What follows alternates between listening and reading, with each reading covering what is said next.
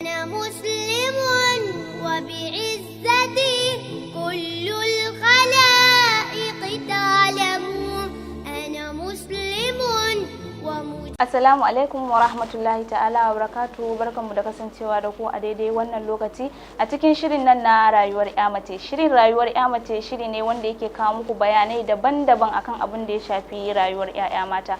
Kuma shirin yana zuwa kai tsaye ne a gidan talabijin namu na AMB Hausa TV. Tare da ni mai gabatarwa sunana Maryam Said Aliyu, nake farin cikin kasancewa da ku a daidai wannan lokaci. أنا مسلم وبعزتي كل الخلائق تعلم أنا مسلم.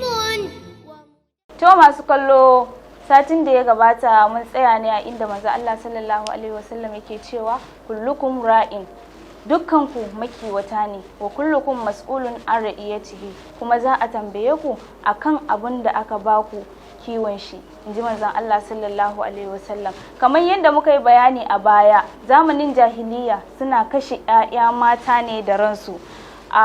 An bayyana matsayi na 'ya'ya mata da yawa. Alkur'ani mai girma ya bayyana matsayinsu, sannan kuma ya ba su 'yanci, ya kuma bayyana matsayi na ɗan adam a fili.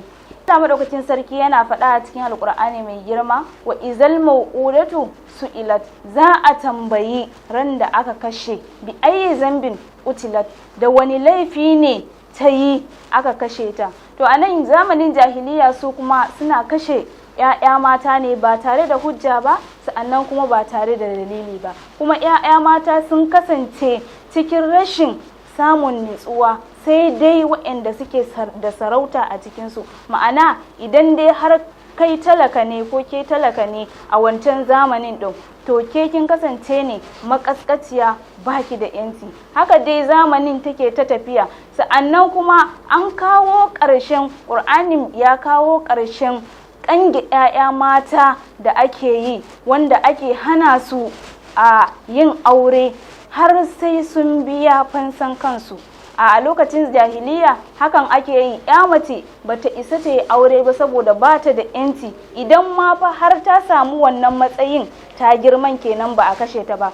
Saboda idan aka haife ta, uwa in ta haifi 'yarta ta tabbatar da cewa za a kashe ta, to takan ɗauke ta ne ta gudu da ita, ta tafi da ita wani wuri, wani yankin inda za ta je ta rayu da 'yarta har sai ta girma. To idan ta samu Allah ya raya ta ta girma, to kafin fa ta yi aure sai an mata wani wulakanci, sa'annan kuma sai ta biya kuɗin fansan kanta kafin ta yi aure. Sa'annan idan mace ta zo ta rasu, akan ci zarafinta na wurin gado kafin a ce an gaje ta.